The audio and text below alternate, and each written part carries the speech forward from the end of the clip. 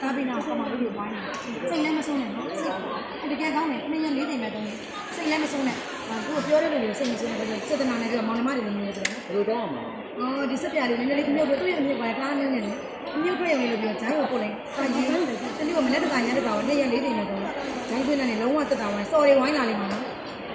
ဟုတ်ကဲ့